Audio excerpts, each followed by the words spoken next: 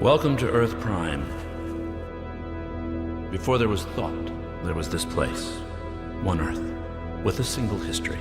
But with the coming of man came the illusion of free will. And with that illusion came chaos. With every choice we make, we literally create a world. History branches in two, creating one Earth, where we made the choice, and a second, where we didn't.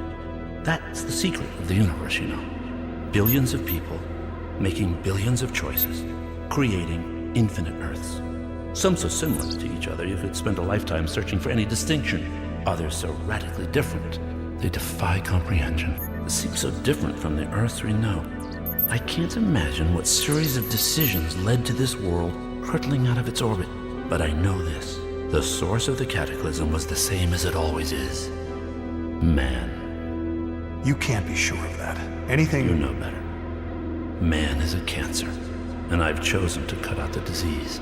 You were talking about killing... Everyone who ever lived, whoever will live. I choose to make the only possible real choice.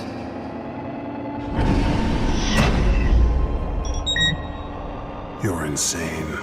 Does it really matter? There are alternate versions of me that you would find quite charming.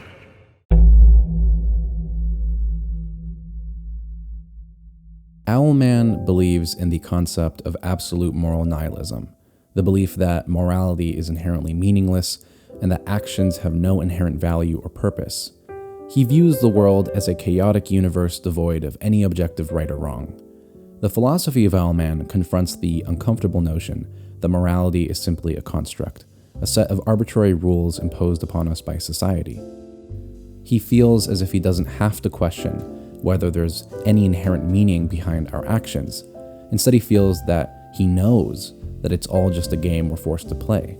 In a confrontation with Batman, Owlman argues that their differences are merely a matter of perspective. He suggests that if the circumstances of their lives were reversed, their roles and moralities would switch as well. Owlman's argument raises profound questions about the nature of morality.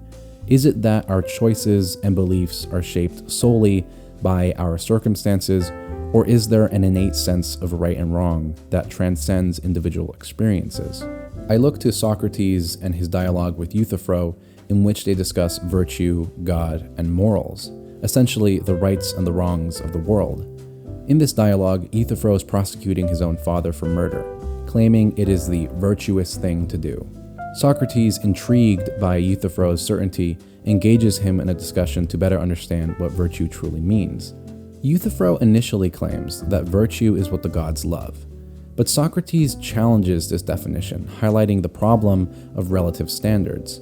Socrates argues that if virtue is determined solely by the gods' approval, then it lacks a consistent standard, as virtue can change arbitrarily based on the whims of the god. Euthyphro's attempt to redefine virtue as what is loved by all the gods still fails to provide a satisfactory explanation, since the gods may disagree on what is or is not virtuous.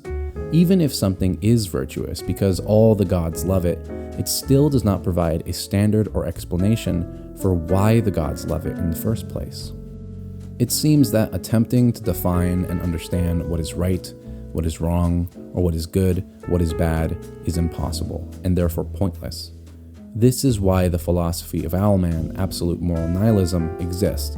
It is an attempt to understand the only action that would matter, that would be right and not wrong. This is the basis of most, if not all, philosophies. What is the right thing to do? Why is it the right thing to do? How can I come to do what is right?